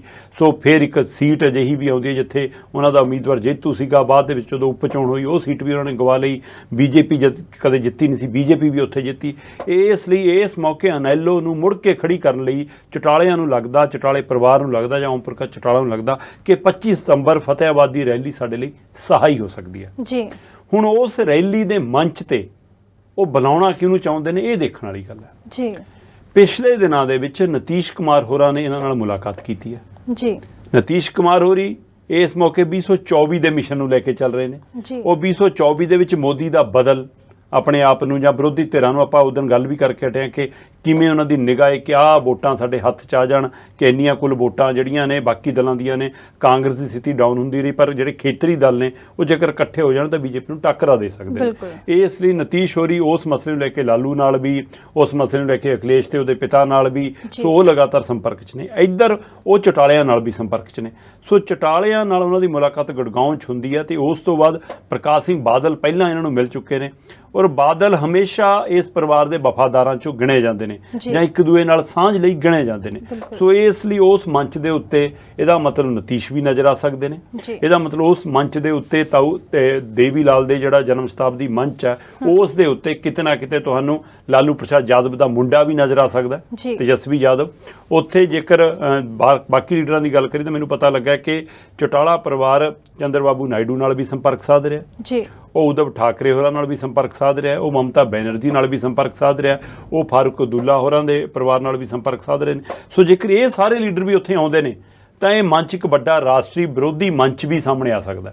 ਸੋ ਇਸ ਲਈ ਇਸ ਨੂੰ ਇੱਕ ਤਾਂ ਇਸ ਪੱਖ ਤੋਂ ਸਮਝਣ ਦੀ ਲੋੜ ਹੈ ਕਿ ਉੱਥੇ ਅਨੈਲੋ ਆਪਣੇ ਆਪ ਨੂੰ ਹਰਿਆਣਾ ਦੇ ਵਿੱਚ ਮੁੜ ਕੇ ਸਥਾਪਿਤ ਕਰਨ ਦੇ ਲਈ 25 ਸਤੰਬਰ ਦੀ ਰੈਲੀ ਨੂੰ ਵੱਡਾ ਕਰਨਾ ਚਾਹੁੰਦੀ ਹੈ, ਦੇਵੀ ਲਾਲ ਦੇ ਜਨਮ ਦਿਹਾੜੇ ਦੀ ਵਾਲੇ ਸਮਾਗਮ ਨੂੰ ਵੱਡਾ ਕਰਨਾ ਚਾਹੁੰਦੀ ਹੈ। ਦੂਸਰੇ ਪਾਸੇ ਨਤੀਸ਼ ਤੇ ਇਹ ਸਾਰੀਆਂ ਧਿਰਾਂ ਮਿਲ ਕੇ ਉਸ ਦਾ ਰਾਸ਼ਟਰੀ ਮੰਚ ਵਜੋਂ ਵੀ ਦੇਖ ਰਹੀਆਂ ਨੇ ਕਿ ਉਸ ਦਿਨ ਅਸੀਂ ਇੱਕ ਵੱਡਾ ਜੇਕਰ ਇਕੱਠ ਕਰਨ 'ਚ ਕਾਮਯਾਬ ਹੋ ਗਏ, ਵੱਡਾ ਸੁਨੇਹਾ ਦੇਣ 'ਚ ਕਾਮਯਾਬ ਹੋ ਗਏ ਤਾਂ ਅਸੀਂ ਕੇਂਦਰ ਦੇ ਮੂਹਰੇ 24 ਖੜਨ ਲਈ ਵੀ ਤਿਆਰ ਹੋ ਜਾਵਾਂਗੇ, ਬੀਜੇਪੀ ਮੂਹਰੇ 24 'ਚ ਟੱਕਰੇ ਲਈ ਵੀ ਤਿਆਰ ਹੋ ਜਾਵਾਂਗੇ। ਪਰ ਇਸ ਦੇ ਵਿੱਚ ਖਾਸ ਕਰਕੇ ਨਿਗਾਹ ਰੱਖਣੀ ਪੈਣੀ ਹੈ ਬਾਦਲਾਂ ਦੇ ਉੱਤੇ ਜੀ। ਜਤਿੰਦਰ ਜੀ, ਦੇਵੀ ਲਾਲ ਤੇ ਪ੍ਰਕਾਸ਼ ਸਿੰਘ ਬਾਦਲ ਕਹਿੰਦੇ ਆ ਜਿਹੜੀ SYL ਦਾ ਵਿਵਾਦ ਹੈ ਉਹਦੇ ਵਿੱਚ ਇਹਨਾਂ ਦਾ ਵੀ ਯੋਗਦਾਨ ਹੈ। ਜੀ ਤੋ ਲੋਕ ਤਾਂ ਲੈਣ ਦੇਣ ਦੀਆਂ ਗੱਲਾਂ ਵੀ ਸਾਹਮਣੇ ਲਿਆ ਕੇ ਇੱਕ ਚਰਚਾ ਕਰਦੇ ਰਹੇ ਨੇ ਕਿ ਜੀ ਪੈਸੇ ਲੈ ਲਏ ਸੀ ਜੀ, ਮਤਾ ਪਵਾ ਲਿਆ ਸੀ ਜੀ, ਆਹ ਕਰ ਲਿਆ ਸੀ। ਸੋ ਇਸ ਲਈ ਅੱਜ SYL ਦਾ ਮੁੱਦਾ ਭਖਿਆ ਹੋਇਆ। ਬਿਲਕੁਲ ਇਸ ਮੁੱਦੇ ਤੇ ਹੁਣ ਪ੍ਰਕਾਸ਼ ਸਿੰਘ ਬਾਦਲ, ਸੁਖਬੀਰ ਬਾਦਲ ਜੇਕਰ ਉਸ ਮੰਚ ਤੇ ਜਾਂਦੇ ਨੇ ਜੀ ਤਾਂ ਫਿਰ ਪੰਜਾਬ ਪੁੱਛੂਗਾ ਕਿ ਭਾਈ ਹੁਣ ਤਾਂ ਦੱਸ ਦਿਓ, ਪਹਿਲਾਂ ਤਾਂ ਤੁਸੀਂ ਸੱਤਾ ਨੂੰ ਰੋਂਦੇ ਸੀ, ਤਖਤਾਂ ਨੂੰ ਰੋਂਦੇ ਸੀ, ਮੰਤਰੀਆਂ ਦੇ ਅਹੁਦਿਆਂ ਨੂੰ ਰੋਂਦੇ ਸੀ, ਹੁਣ ਤਾਂ ਤੁਹਾਡੇ ਕੋਲ ਕੁਝ ਨਹੀਂਗਾ ਬਿਲਕੁਲ ਕਿ ਹੁਣ ਸਟੈਂਡ ਕੀ ਆ, ਹਰਿਆਣੇ ਵਾਲੀ ਸਟੇਜ ਤੇ ਚੱਲੇ ਹੋ, ਦੱਸੋ ਜੀ ਕਿ SYL ਬਣਨੀ ਚਾਹੀਦੀ ਹੈ ਕਿ ਨਹੀਂ। ਇਸ ਲਈ ਉਹਨਾਂ ਮੂਹਰੇ ਸਵਾਲ ਹੈ, ਇਸ ਸਵਾਲ ਦਾ ਜਵਾਬ ਦੇ ਕੇ ਜਾਂਦੇ ਨੇ ਜਾਂ ਇਸ ਸਵਾਲ ਨੂੰ ਦਰਕਿਨਾਰ ਕਰਕੇ ਉੱਥੇ ਜਾਂਦੇ ਨੇ ਜਾਂ ਜਾਂਦੇ ਹੀ ਨਹੀਂਗੇ। ਬਿਲਕੁਲ ਫਿਰ ਦੂਸਰਾ ਪਹਿਲੂ ਇਸ ਲਈ ਵੀ ਬਾਦਲਾਂ ਦੀ ਨਿਗਾਹ ਬਣਦੀ ਆ ਕਿਉਂਕਿ ਜੇਕਰ ਉੱਥੇ ਜਾਂਦੇ ਨੇ ਤਾਂ ਇਹਦਾ ਮਤਲਬ BJP ਦਾ ਰਾਹ ਪੱਕਾ ਬੰਦ ਕਰਕੇ ਜਾਂਦੇ ਨੇ। ਜੀ ਇੱਕ ਪਾਸੇ ਅਕਾਲੀ ਦਲ ਮੁੜ ਕੇ BJP ਨਾਲ ਸਾਂਝ ਪਾਉਣ ਦੀ ਸੋਚ ਰਿਹਾ, ਦੂਸਰੇ ਪਾਸੇ ਉਹ ਅਨੈਲੋ ਵਾਲੇ ਮੰਚ ਤੇ ਜਾਣਾ ਚਾਹੁੰਦਾ ਜਿੱਥੇ ਹੁਣ ਕੋਈ ਅਸਾਰ ਨਹੀਂਗਾ ਕਿ ਉਹਨਾਂ ਦੀ BJP ਨਾਲ ਦੁਬਾਰਾ ਸਾਂਝ ਪੈ ਜਾਵੇ ਅਨੈਲੋ ਦੀ, ਕਿਉਂਕਿ ਜਿਸ ਤਰ੍ਹਾਂ ਦੁਸ਼ਯੰਤ ਹੋਰੀ ਉਹਨਾਂ ਨਾਲ ਰਲ ਗਏ ਨੇ, ਇਸ ਲਈ ਉਹਨਾਂ ਨੂੰ ਇਹਦੀ ਲੋੜ ਨਹੀਂਗੀ। ਇਸ ਲਈ ਅਕਾਲੀ ਦਲ ਨੇ ਜੇਕਰ ਤਾਂ BJP ਨਾਲ ਨਾ ਜਾਣਾ ਹੋਇਆ ਔਰ ਜੇਕਰ ਉਹਨੂੰ ਲੱਗਿਆ ਕਿ SYL ਵਾਲਾ ਮੁੱਦਾ ਸਾਡੇ ਲਈ ਸਵਾਲ ਆੜੇ ਨਹੀਂ ਆਊਗਾ, ਫਿਰ ਉਹ ਵੀ ਤੁਹਾਨੂੰ ਉਸ ਮੰਚ ਤੇ ਨਜ਼ਰ ਆਉਣਗੇ। ਪਰ ਜਿਵੇਂ ਇਸ ਪਰਿਵਾਰ ਦੀ ਸਾਂਝ ਹੈ, ਚੌਟਾਲਿਆਂ ਨਾਲ ਜਿਹੋ ਜੀ ਸਾਂਝ ਹੈ, ਉਹੀ ਜੀ ਦੁਸ਼ਯੰਤ ਨਾਲ ਵੀ ਵਿਗੜੀ ਨਹੀਂ ਹੈ ਬਾਦਲਾਂ ਦੀ, ਉਹਦੇ ਨਾਲ ਵੀ ਬੋਲਚਾਲ ਚੰਗੀ, ਉਹ ਵੀ ਉਵੇਂ ਹੀ ਸਤਿਕਾਰ ਕਰਦਾ। ਫਿਰ ਇਸ ਮਸਲੇ ਤੇ ਹੁਣ ਕਿਹੜੀ ਭੂਮਿਕਾ ਚ ਆਏਗਾ ਪ੍ਰਕਾਸ਼ ਸਿੰਘ ਬਾਦਲ, ਸੁਖਬੀਰ ਬਾਦਲ, ਇਹ ਉਦਣ ਫਤਿਆਬਾਦ ਦੀ ਰੈਲੀ ਇਹ ਵੀ ਸੰਕੇਤ ਕਰੇਗੀ। ਤੀਸਰਾ ਇਹਦੇ ਵਿੱਚ ਸਭ ਤੋਂ ਵੱਡੀ ਗੱਲ ਹੈ ਜਿਹੜੀ, ਉਹ ਗੱਲ ਹੈ ਕਿ ਜੀ ਇਸ ਮੌਕੇ ਉਸ ਹਲਕੇ ਦੇ ਵਿੱਚੋਂ ਜੇਕਰ ਆਪਾਂ ਗੱਲ ਕਰੀਏ ਕਿ ਹਰਿਆਣਾ ਦੇ ਵਿੱਚ 2024 ਦੇ ਵਿੱਚ ਹੀ ਲੋਕ ਸਭਾ ਚੋਣਾਂ ਨੇ, 2024 'ਚ ਵਿਧਾਨ ਸਭਾ ਚੋਣਾਂ ਨੇ। ਸੋ ਹਰਿਆਣਾ ਦੀ ਆਮ ਆਦਮੀ ਪਾਰਟੀ ਉੱਥੇ ਸਥਾਪਿਤ ਹੋਣ ਲਈ ਕਾਹਲੀ ਹੈ। ਹਿਸਾਰ ਦੇ ਵਿੱਚ ਇਸ ਮੌਕੇ ਅਰਵਿੰਦ ਕੇਜਰੀਵਾਲ ਉੱਥੇ ਨੇ ਔਰ ਜਤਿੰਦਰ ਜੀ ਜਿਹੜਾ ਹਿਸਾਰ ਹੈ ਉਸੇ ਦੇ ਵਿੱਚ, ਉਸੇ ਜ਼ਿਲ੍ਹੇ ਦੇ ਅੰਦਰ ਆਦਮਪੁਰ ਦੀ ਸੀਟ ਆਉਂਦੀ ਹੈ ਜੀ। ਔਰ ਆਦਮਪੁਰ ਉਹ ਜਿੱਥੋਂ ਹਾਲ ਹੀ ਦੇ ਵਿੱਚ ਕੁਲਦੀਪ ਬਿਸ਼ਨੋਈ ਹੋਰੀ ਨਵੇਂ ਭਾਜਪਾਈ ਬਣੇ ਨੇ, ਕਾਂਗਰਸ ਦੇ ਵਿਧਾਇਕ ਸੀ, ਕਾਂਗਰਸ ਤੋਂ ਅਸਤੀਫਾ ਦਿੱਤਾ। ਸੋ ਉੱਥੇ ਉਪਚੋਣ ਹੋਣੀ ਹੈ ਜੀ। ਹੁਣ ਉਪਚੋਣ ਦੇ ਲਈ ਵੀ ਸਾਰੀਆਂ ਪਾਰਟੀਆਂ ਚਾਹਣਗੀਆਂ ਕਿ ਅਸੀਂ ਕਿਤੇ ਨਾ ਕਿਤੇ ਉੱਥੋਂ ਜਿੱਤ ਜਾਈਏ। ਸੋ ਇਸ ਮੰਚ ਤੋਂ ਇਹ ਵੀ ਸੁਨੇਹਾ ਦੇਣ ਦੀ ਕੋਸ਼ਿਸ਼ ਅਨੈਲੋ ਕਰੇਗੀ ਕਿ ਅਸੀਂ ਭਾਈ ਆਦਮਪੁਰ ਸੀਟ ਤੇ ਵੀ ਦਮਖਮ ਨਾਲ ਲੜਾਂਗੇ ਜੀ। ਤੇ ਉਧਰ ਆਮ ਆਦਮੀ ਪਾਰਟੀ ਚਾਹੇਗੀ ਕਿ ਸੀਟ ਅਸੀਂ ਜਿੱਤੀਏ, ਕਿਉਂਕਿ ਸਾਰਿਆਂ ਨੂੰ ਪਤਾ ਹੈ ਜਤਿੰਦਰ ਜੀ ਕਿ ਜੇਕਰ ਆਦਮਪੁਰ ਦੀ ਸੀਟ ਜਿਹਨੇ ਵੀ ਜਿੱਤੀ ਜੀ, ਉਹ ਇਹ ਕਹਿਣ ਵਾਲਾ ਹੋ ਜਾਏਗਾ ਕਿ 2024 ਚ ਅਸੀਂ ਆ ਰਹੇ ਹਾਂ। ਬਿਲਕੁਲ, ਕਿਉਂਕਿ ਜਿਮਨੀ ਚੋਣ ਹਮੇਸ਼ਾ ਜ਼ਿਆਦਾਤਰ ਸੱਤਾਧਾਰੀ ਧਿਰਾਂ ਜਿੱਤਦੀਆਂ ਰਹੀਆਂ ਨੇ। ਇਸ ਲਈ BJP ਚਾਹੇਗੀ ਕਿ ਅਸੀਂ ਇਹ ਸੀਟ ਕਾਂਗਰਸ ਤੋਂ ਖੋਹ ਕੇ ਬੰਦਾ ਇੱਧਰ ਲਿਆਂਦਾ ਤੇ ਉਸੇ ਬੰਦੇ ਨੂੰ ਲੜਾਉਣਾ ਜੀ। ਕੁਲਦੀਪ ਬਿਸ਼ਨੋਈ ਨੂੰ ਵੀ BJP ਉੱਥੋਂ ਚੋਣ ਲੜਾਏਗੀ, ਉਪਚੋਣ। ਤੇ ਇਸ ਲਈ BJP ਚਾਹੇਗੀ ਕਿ ਸਾਡੇ ਕੋਲ ਤਾਕਤ ਵੀ ਹੈ, ਸੱਤਾ ਵੀ ਹੈ, ਸਾਡੇ ਕੋਲ ਮਸ਼ੀਨਰੀ ਵੀ ਹੈ, ਉਹਦੇ ਬਾਵਜੂਦ ਜੇਕਰ ਅਸੀਂ ਸੀਟ ਹਾਰ ਗਏ ਫਿਰ ਕੀ ਫਾਇਦਾ। ਕਾਂਗਰਸ ਚਾਹੇਗੀ ਕਿ ਅਸੀਂ ਇਹ ਸੀਟ ਤੇ ਜਿੱਤੇ ਹੋਏ ਸੀ, ਲੋਕਾਂ ਨੇ ਸਾਨੂੰ ਫਤਵਾ ਦਿੱਤਾ ਸੀ, ਅਸੀਂ ਲੋਕਾਂ ਨੂੰ ਜਾ ਕੇ ਕਹਾਂਗੇ ਲਓ ਜੀ ਕੁਲਦੀਪ ਬਿਸ਼ਨੋਈ ਗਦਾਰ ਨਿਕਲ ਗਿਆ, ਕੁਲਦੀਪ ਬਿਸ਼ਨੋਈ ਧੋਖਾ ਕਰ ਗਿਆ, ਵੋਟਰਾਂ ਨਾਲ ਧੋਖਾ ਕਰ ਗਿਆ, ਇਸ ਲਈ ਵੋਟਾਂ ਸਾਨੂੰ ਪਾਓ। ਉਹ ਚਾਹਣਗੇ ਕਿ ਜੇਕਰ ਅਸੀਂ ਆਦਮਪੁਰ ਜਿੱਤ ਲਿਆ ਤਾਂ 24 ਚ ਅਸੀਂ ਲੋਕਾਂ ਨੂੰ ਕਹਿਣ ਜੋਗੇ ਹੋਵਾਂਗੇ ਲਓ ਵੀ ਹੁਣ ਤਾਂ ਅਸੀਂ ਆ ਰਹੇ ਹਾਂ, ਸਾਡੇ ਨਾਲ ਆ ਜਾਓ। ਉਧਰ ਹਿਸਾਰ ਦੇ ਵਿੱਚ ਲਗਾਤਾਰ ਝੰਡਾ ਯਾਤਰਾ, ਤਿਰੰਗਾ ਯਾਤਰਾ, ਕੇਜਰੀਵਾਲ ਨੂੰ ਲਗਾਤਾਰ ਸਰਗਰਮ ਨੇ, ਉਹਨਾਂ ਨੂੰ ਪਤਾ ਕਿ ਐਲਾਨ ਹੋ ਜਾਣਾ ਕਿਸੇ ਵੀ ਦਿਨ, ਇਸ ਲਈ ਉਹ ਚਾਹਣਗੇ ਕਿ ਆਦਮਪੁਰ ਅਸੀਂ ਜਿੱਤੀਏ। ਸੋ BJP, ਕਾਂਗਰਸ ਤੇ ਆਮ ਆਦਮੀ ਪਾਰਟੀ, ਤੇ ਉਸ ਤੋਂ ਬਾਅਦ ਹੁਣ ਅਨੈਲੋ ਵੀ ਇਸ ਸੀਟ ਤੇ ਨਜ਼ਰ ਰੱਖ ਰਹੀ ਹੈ ਕਿ ਜੇਕਰ ਇਹ ਸੀਟ ਤੋਂ ਅਸੀਂ ਜਿੱਤ ਗਏ ਤਾਂ ਅਸੀਂ ਦੁਬਾਰਾ ਮੁੜ ਕੇ ਵਾਪਸੀ ਕਰ ਸਕਦੇ ਹਾਂ। ਸੋ ਇੱਕ ਪਾਸੇ ਅਨੈਲੋ ਇਹ ਸੀਟ ਰਾਹੀਂ ਵਾਪਸੀ ਦਾ ਰਾਹ ਦੇਖਦੀ ਹੈ, ਦੂਸਰੇ ਪਾਸੇ ਉਹ 25 ਸਤੰਬਰ ਵਾਲੀ ਤਾਊ ਦੇਵੀ ਲਾਲ ਦੇ ਜਨਮ ਦਿਹਾੜੇ ਵਾਲੇ ਫਤਿਆਬਾਦ ਦੀ ਰੈਲੀ ਨੂੰ ਉਹ ਆਪਣੀ ਵਾਪਸੀ ਦਾ ਰਾਹ ਦੇਖਦੀ ਹੈ। ਉਸੇ ਮੰਚ ਤੋਂ ਬਾਕੀ ਦਲ ਆਪਣੇ ਵਿਰੋਧੀ ਧਿਰ ਦੀ ਵਾਪਸੀ ਦਾ ਰਾਹ ਦੇਖਦੇ ਨੇ ਤੇ ਇੱਧਰ ਕਾਂਗਰਸ ਤੇ BJP ਤੇ ਆਮ ਆਦਮੀ ਪਾਰਟੀ ਇਸ ਨਜ਼ਰੀਏ ਤੋਂ ਆਦਮਪੁਰ ਦੀ ਸੀਟ ਨੂੰ ਦੇਖਦੇ ਨੇ ਕਿ ਜੇਕਰ ਅਸੀਂ ਇੱਥੋਂ ਜਿੱਤੇ ਤਾਂ ਸ਼ਾਇਦ ਅਸੀਂ 24 ਦੇ ਵਿੱਚ ਦੁਬਾਰਾ ਆਉਣ ਜੋਗੇ ਹੋਵਾਂਗੇ। ਤੇ ਉਹਨਾਂ ਦੀ ਨਜ਼ਰ ਫਤਿਆਬਾਦ ਦੀ ਰੈਲੀ ਤੇ ਵੀ ਹੈ ਔਰ ਦੇਸ਼ ਭਰ ਦੀ ਨਜ਼ਰ ਉਸ ਰੈਲੀ ਤੇ ਰਹਿਣੀ ਹੈ, ਕਿਉਂਕਿ ਉਸ ਨੇ ਇਕੱਲੇ ਹਰਿਆਣੇ ਦਾ ਨਹੀਂ ਦੇਸ਼ ਦਾ ਰਾਜਨੀਤਿਕ ਦ੍ਰਿਸ਼ ਵੀ ਸਾਹਮਣੇ ਲਿਆਉਣਾ। ਜੀ ਦੀਪ ਜੀ, ਤਾਂ ਲੰਪੀ ਸਕਿਨ ਬਿਮਾਰੀ ਦੀ ਆਪਾਂ ਜੇ ਗੱਲ ਕਰੀਏ ਤਾਂ ਪੰਜਾਬ ਦੇ ਨਾਲ ਬਾਕੀ ਰਾਜ ਨੇ ਜਿਹੜੇ ਉਹ ਵੀ ਪ੍ਰਭਾਵਿਤ ਹੋਏ ਨੇ ਲੰਪੀ ਸਕਿਨ ਨਾਂ ਦੀ ਬਿਮਾਰੀ ਦੇ ਨਾਲ। ਆਏ ਦਿਨ ਪਸ਼ੂਆਂ ਦੀ ਮੌਤ ਦੀ ਖਬਰ ਆਉਂਦੀ ਹੈ ਤਾਂ ਇਹ ਖਬਰਾਂ ਅਖਬਾਰਾਂ ਦੀਆਂ ਸੁਰਖੀਆਂ ਵੀ ਬਣਦੀਆਂ ਨੇ। ਹੁਣ ਇੱਕ ਜਾਣਕਾਰੀ ਸਾਹਮਣੇ ਆਈ ਕਿ ਰਾਜਸਥਾਨ ਦੇ ਵਿੱਚ 75,000 ਗਊਆਂ ਦੀ ਮੌਤ ਹੋਈ ਹੈ। ਤਾਂ ਸਵਾਲ ਉਠਾਏ ਜਾ ਰਹੇ ਨੇ, ਜਿਹੜੇ ਗਾਂ ਨੂੰ ਕਹਿੰਦੇ ਨੇ ਕਿ ਸਾਡੀ ਮਾਂ ਜਾਂ ਮਾਂ ਦਾ ਦਰਜਾ ਗਊ ਮਾਤਾ ਨੂੰ ਦਿੰਦੇ ਨੇ, ਤਾਂ ਗਊ ਭਗਤ ਕਿੱਥੇ ਨੇ? ਹਾਂਜੀ ਜਤਿੰਦਰ ਜੀ, ਗਊ ਨੂੰ ਗਊ ਮਾਤਾ ਦਾ ਦਰਜਾ ਜਿਸ ਨਾਤੇ ਦਿੱਤਾ ਜਾਂਦਾ ਉਹ ਹਵਾਲਾ ਹੁੰਦਾ ਕਿ ਉਹ ਦੁੱਧ ਦਿੰਦੀ ਆ ਜੀ, ਸੋ ਦੁਧਾਰੂ ਪਸ਼ੂਆਂ ਦਾ ਜਿਵੇਂ ਆਪਣੇ ਨਾਲ ਮੋਹ ਹੈ, ਆਪਾਂ ਲੋਕ ਘਰਾਂ 'ਚ ਪਾਲਦੇ ਆ, ਚਾਹੇ ਉਹ ਗਊ ਹੈ ਚਾਹੇ ਉਹ ਮੱਝ ਹੈ। ਸੋ ਉਸ ਹਵਾਲੇ ਨਾਲ ਉਹਨਾਂ ਦਾ ਸਾਡੇ ਨਾਲ ਨਾਤਾ ਇਹ ਹੁੰਦਾ ਕਿ ਭਾਈ ਦੁੱਧ ਪੁੱਤ ਦਾ ਨਾਤਾ। ਸੋ ਪਰਿਵਾਰ ਦੇ ਵਿੱਚ ਮਤਲਬ ਕਿ ਸਾਰਾ ਕੁਝ ਜਿਹੜੀ ਇੱਕ ਰਹਿਮਤ ਵਰਸਦੀ ਆ ਉਹਦਾ। ਸੋ ਇਸ ਲਈ ਉਹਨਾਂ ਪਸ਼ੂਆਂ ਨੂੰ ਇੱਕੋ ਧਾਰਮਿਕ ਨਾਤੇ ਵੀ, ਇੱਕ ਸਨਮਾਨ ਨਾਤੇ ਵੀ ਇੱਕ ਦਰਜਾ ਹਾਸਲ ਆ। ਪਰ ਉਸ ਦਰਜੇ ਦੀ ਆੜ ਦੇ ਵਿੱਚ ਜੋ ਕੁਝ ਖੇਡ ਭਾਰਤ 'ਚ ਵਾਪਰਿਆ, ਉਸ ਖੇਡ ਨੇ ਮਤਲਬ ਕਿ ਅੱਜ ਸਵਾਲ ਵੀ ਖੜੇ ਕੀਤੇ ਨੇ। ਸੋ ਤੁਸੀਂ ਮਤਲਬ ਕਿ ਲੋਕਾਂ ਦਾ ਫਰਿੱਜ ਜਾ ਕੇ ਖੋਲ੍ਹ ਕੇ ਦੇਖਦੇ ਹੋ ਕਿ ਕਿਹੜਾ ਮੀਟ ਪਿਆ ਜੀ, ਉਸ ਨੂੰ ਬੀਫ ਬਣਾ ਕੇ ਲੋਕਾਂ ਨੂੰ ਤੰਗ ਕਰੋ। ਦੂਸਰੇ ਪਾਸੇ ਆਹ ਦੌਰ ਵੀ ਅਸੀਂ ਦੇਖੇ ਕਿ ਜਿਹੜੇ ਛੋਟੇ ਛੋਟੇ ਖੋਖਿਆਂ ਵਾਲੇ ਵਿਚਾਰੇ ਮੀਟ ਦਾ ਕਾਰੋਬਾਰ ਕਰਦੇ ਸੀ। ਤੁਸੀਂ ਮੀਟ ਵਾਲੇ ਕਾਰੋਬਾਰ ਨਾਲ ਸਹਿਮਤ ਹੋ ਜਾਂ ਨਹੀਂ, ਉਹ ਇੱਕ ਵੱਖਰਾ ਸਵਾਲ ਆ। ਪਰ ਜਿਹੜੇ ਲੋਕਾਂ ਦਾ ਉਹ ਕਾਰੋਬਾਰ ਸੀ, ਤੁਸੀਂ ਉਹਨਾਂ ਦੇ ਖੋਖੇ ਧਰਮ ਦੇ ਆੜ ਦੇ ਵਿੱਚ ਖਤਮ ਕਰਾਏ। ਤੇ ਅੱਜ ਦੇਸ਼ ਦੇ ਵਿੱਚ ਸਭ ਤੋਂ ਵੱਡੇ ਬੀਫ ਦੇ ਵਪਾਰੀ ਕੌਣ ਨੇ, ਇਹ ਜਾਂਚ ਦਾ ਵਿਸ਼ਾ। ਸੋ ਇਸ ਲਈ ਉਹ ਕੌਣ ਨੇ, ਹੁਣ ਉਹਨਾਂ ਦੀ ਜਾਤ ਧਰਮ ਕਿਉਂ ਨਹੀਂ ਪੁੱਛਦੇ ਜਾ ਕੇ ਜਿਹੜੇ ਭਗਤ ਨੇ? ਸੋ ਉੱਥੇ ਕਿਉਂ ਨਹੀਂ ਜਾਂਦੇ? ਉੱਥੇ ਮਸ਼ੀਨਾਂ 'ਚ ਪਾ ਕੇ ਗਊਆਂ ਦਾ ਜਿਵੇਂ ਕਤਲ ਹੁੰਦਾ। ਇਸ ਲਈ ਇਹ ਸਵਾਲ ਤਾਂ ਕਰਕੇ ਵੱਡਾ ਹੁੰਦਾ ਕਿ ਅੱਜ ਜਿਸ ਦੌਰ ਦੇ ਵਿੱਚੋਂ ਪਸ਼ੂ ਲੰਘ ਰਹੇ ਨੇ, ਖਾਸ ਕਰ ਦੁਧਾਰੂ ਪਸ਼ੂਆਂ ਦੇ ਉੱਤੇ, ਜਿਵੇਂ ਪੰਜਾਬ 'ਚ ਅਸੀਂ ਦੇਖਿਆ ਲੰਪੀ ਸਕਿਨ ਵਰਗੀ ਬਿਮਾਰੀ ਨੇ ਮਤਲਬ ਕਿ 1.5 ਲੱਖ ਵਾਲੀ ਮੈਂਸ ਨੂੰ ਨਿਕਲਿਆ, 75 ਹਜ਼ਾਰ ਵਾਲੀ ਗਊਆਂ ਨੂੰ ਨਿਕਲਿਆ। ਤੇ ਉੱਥੇ ਪਸ਼ੂ ਚੱਕਣ ਵਾਲੇ ਵੀ ਨਹੀਂ ਮਿਲ ਰਹੇ ਸੀ, ਪਸ਼ੂ ਉਹਨਾਂ ਨੂੰ ਲਿਜਾਣ ਵਾਲੇ ਬੰਦੇ, ਢੋਣ ਵਾਲੇ ਬੰਦੇ ਵੀ ਨਹੀਂ ਮਿਲ ਰਹੇ ਸੀ। ਤੇ ਇਹ ਸਥਿਤੀ ਹੁਣ ਰਾਜਸਥਾਨ 'ਚ ਬਹੁਤ ਭਿਆਨਕ ਬਣ ਗਈ ਆ ਜੀ। ਰਾਜਸਥਾਨ ਦੇ ਵਿੱਚ ਕਹਿੰਦੇ ਕਿ ਜਿਹੜੀ ਉਹ ਇੱਲਾਂ ਖਾਣ ਵਾਲੀਆਂ ਹੁੰਦੀਆਂ ਨੇ, ਉਹ ਖਾਂਦੇ ਨੇ, ਉਹ ਵੀ ਰੱਜ ਕੇ ਅੱਕੀਆਂ ਬੈਠੀਆਂ ਨੇ ਕਿ ਪਸ਼ੂ ਇੰਨੇ ਢੇਰ ਲੱਗੇ ਪਏ ਨੇ, ਉਹਨਾਂ ਨੂੰ ਵੀ ਖਾਣ ਦੀ ਲੋੜ ਨਹੀਂ ਪਈ, ਉਹ ਵੀ ਅੱਕ ਗਏ। ਸੋ ਪਰ ਉਹਦੀ ਬਦਬੂ ਇੰਨੀ ਜ਼ਿਆਦਾ ਫੈਲ ਰਹੀ ਆ, ਮੁਸਕ ਇੰਨੀ ਜ਼ਿਆਦਾ ਫੈਲ ਰਹੀ ਆ ਕਿ ਆਲੇ ਦੁਆਲੇ 5 ਕਿਲੋਮੀਟਰ 10 ਕਿਲੋਮੀਟਰ ਜੀਣਾ ਮਹਾਰ ਹੋ ਗਿਆ। ਔਰ ਜਦੋਂ ਹੁਣ ਉਹਦੀਆਂ ਵੀਡੀਓ ਦੇਖਦੇ ਹੋ ਤਾਂ ਉੱਪਰੋਂ ਹਵਾਈ ਤੌਰ ਦੇ ਉੱਤੇ ਲਈਆਂ ਗਈਆਂ ਵੀਡੀਓ 'ਚ ਮਤਲਬ ਮਰੇ ਹੋਏ ਪਸ਼ੂ ਦਿਖ ਰਹੇ ਨੇ। ਤੇ ਉਹ 'ਚ ਪਤਾ ਲੱਗ ਰਿਹਾ ਕਿ ਉਹ ਗਿਣਤੀ 75,000 ਤੋਂ ਲੈ ਕੇ ਲੱਖ ਦੇ ਕਰੀਬ ਮਰੀਆਂ ਹੋਈਆਂ ਗਊਆਂ ਦੀ, ਉਹਨਾਂ ਦੇ ਬੱਚਿਆਂ ਦੀ, ਉਹਨਾਂ ਦੀ ਹੈ। ਤੇ ਉਹ ਸਾਰੇ ਲੰਪੀ ਸਕਿਨ ਦਾ ਸ਼ਿਕਾਰ ਨੇ। ਸਰਕਾਰੀ ਅੰਕੜੇ ਵੀ 43,000 ਤੱਕ ਪਹੁੰਚ ਗਏ। ਸੋ ਜਿਹੜੇ ਅੰਕੜੇ ਹਮੇਸ਼ਾ ਘੱਟ ਹੁੰਦੇ ਨੇ, ਲੁਕਾਏ ਹੁੰਦੇ ਨੇ ਜਾਂ ਸਹੀ ਜਾਣਕਾਰੀ ਨਹੀਂ ਹੁੰਦੀ, ਉਹ ਵੀ ਅੰਕੜੇ 43,000 ਦੱਸ ਰਹੇ ਨੇ ਕਿ ਇਕੱਲੇ ਰਾਜਸਥਾਨ 'ਚ ਹੀ 43,000 ਪਸ਼ੂ ਇਹਦੇ ਨਾਲ ਮਾਰੇ ਗਏ। ਤੇ ਆਮ ਅੰਕੜੇ ਜਿਹੜੇ ਆ ਰਹੇ ਨੇ ਉਹ 75,000 ਤੋਂ ਲੈ ਕੇ ਲੱਖ ਦੇ ਆ ਰਹੇ ਨੇ। ਸੋ ਹੁਣ ਗਊ ਭਗਤ ਜਾ ਕੇ ਸੇਵਾ ਕਰ ਲੈਣ। ਜਿਹੜੇ ਰਾਹ 'ਚ ਟੈਂਪੂਆਂ 'ਚ ਲੱਦੇ ਜਾਂਦੇ ਨੂੰ ਜਾ ਕੇ ਪੁੱਛਦੇ ਨੇ। ਮਤਲਬ ਸਥਿਤੀ ਇਹ ਹੋ ਗਈ ਸੀ ਕਿ ਲੋਕ ਮੰਡੀ 'ਚ ਗਊ ਵੇਚਣ ਜਾਣ ਤੋਂ ਵੀ, ਗਊ ਖਰੀਦਣ ਤੋਂ ਵੀ ਡਰਨ ਲੱਗ ਗਏ ਸੀ। ਸੋ ਇਹ ਸਥਿਤੀ ਜਿਨ੍ਹਾਂ ਨੇ ਪੈਦਾ ਕੀਤੀ ਆ, ਜੋ ਸੇਵਾ ਕਰਨ ਉੱਥੇ ਜਾ ਕੇ। ਸੋ ਹੁਣ ਜਾ ਕੇ ਗਊਆਂ ਨੂੰ ਸੰਭਾਲਣ, ਉਹਨਾਂ ਨੂੰ ਦਫਨਾਉਣ ਦਾ ਕੰਮ, ਉਹਨਾਂ ਨੂੰ ਸੰਭਾਲਣ ਦਾ ਕੰਮ, ਉਹਨਾਂ ਦੀ ਚਮੜੀ ਨੇ ਮਤਲਬ ਕਿ ਗਲਣ ਤੋਂ ਬਾਅਦ ਜਿਹੜਾ ਉਹ ਬਦਬੂ ਫੈਲਦੀ ਆ, ਬਿਮਾਰੀ ਫੈਲਣ ਦਾ ਖਤਰਾ, ਇੱਕ ਮਨੁੱਖਾਂ ਦੇ ਵਿੱਚ ਵੀ ਇੱਕ ਕਰੋਨਾ ਵਾਂਗ ਹੋਰ ਇੱਕ ਬਿਮਾਰੀ ਫੈਲਣ ਦਾ ਖਤਰਾ ਖੜਾ, ਨਵਾਂ ਵਾਇਰਸ ਫੈਲਣ ਦਾ ਖਤਰਾ ਖੜਾ, ਉਹਨੂੰ ਸੰਭਾਲਣ ਲਈ ਕੰਮ ਕਰਨ। ਸੋ ਇਸ ਲਈ ਇਹ ਅਖੌਤੀ ਭਗਤੀ ਜਿਹੜੀ ਹੈ, ਅੰਨੀ ਭਗਤੀ ਜਿਹੜੀ ਹੈ, ਪੰਜਾਬ ਦੇ ਵਿੱਚ ਖੇਤਾਂ ਦੀਆਂ ਫਸਲਾਂ ਉਜਾੜਦੀਆਂ ਨੇ ਗਊਆਂ, ਅਵਾਰਾ ਪਸ਼ੂ, ਠੀਕ ਹੈ ਨਾ, ਅਵਾਰਾ ਜਾਨਵਰ। ਸੋ ਉੱਥੇ ਆ ਕੇ ਕੰਮ ਕਿਉਂ ਨਹੀਂ ਹੁੰਦਾ ਕਿ ਭਾਈ ਗਊਸ਼ਾਲਾਵਾਂ ਬਣੀਆਂ ਨੇ, ਗਊਸ਼ਾਲਾਵਾਂ ਲਈ ਫੰਡ ਵੀ ਆਉਂਦੇ ਨੇ, ਚਾਰਾ ਵੀ ਮਿਲਦਾ ਹੈ। ਉਹ ਗਊਆਂ ਨੂੰ ਚਾਰਾ ਤਾਂ ਵੀ ਨਹੀਂ ਮਿਲਦਾ। ਉਹ ਗਊਆਂ ਦੇ ਨਾਂ ਤੇ, ਗਊ ਚਾਰੇ ਦੇ ਨਾਂ ਤੇ ਕੌਣ ਛਕ ਰਹੇ ਨੇ, ਕਿਹਨਾਂ ਦੀਆਂ ਢਿੱਡਾਂ ਦੀਆਂ ਗੋਗੜਾਂ ਨਿਕਲੀਆਂ ਨੇ, ਸਭ ਨੂੰ ਪਤਾ। ਸੋ ਇਸ ਲਈ ਉੱਥੇ ਫਸਲਾਂ ਦਾ ਨੁਕਸਾਨ ਹੁੰਦਾ, ਫਿਰ ਲੜਾਈ ਹੁੰਦੀ ਆ ਕਿ ਜੀ ਗਊ ਮਾਤਾ ਦੇ ਡੰਡਾ ਮਾਰਤਾ। ਭਾਈ ਉਹਨੂੰ ਸੰਭਾਲਣ ਦੀ ਸੇਵਾ ਵੀ ਕਰੋ। ਸੋ ਜੇਕਰ ਤੁਸੀਂ ਜ਼ੋਨ ਪੱਧਰ ਤੇ, ਬਲਾਕ ਪੱਧਰ ਤੇ ਜਿਹੜੀਆਂ ਟੀਮਾਂ ਬਣਾਓ ਕਿ ਉਹਨੂੰ ਸੰਭਾਲੋ, ਕਿ ਅਵਾਰਾ ਫਿਰ ਅਵਾਰਾ ਕਿਉਂ ਫਿਰਨ। ਸੋ ਇਸੇ ਤਰ੍ਹਾਂ ਜੇਕਰ ਇਹ ਪਸ਼ੂ ਮਰ ਰਹੇ ਨੇ ਤਾਂ ਹੁਣ ਘੱਟੋ ਘੱਟ ਜੇ ਸਰਕਾਰਾਂ ਨਹੀਂ ਨਿਭਾ ਰਹੀਆਂ ਪੂਰੀਆਂ ਭੂਮਿਕਾ ਤਾਂ ਗਊ ਭਗਤ ਸਾਹਮਣੇ ਆ ਜਾਣ।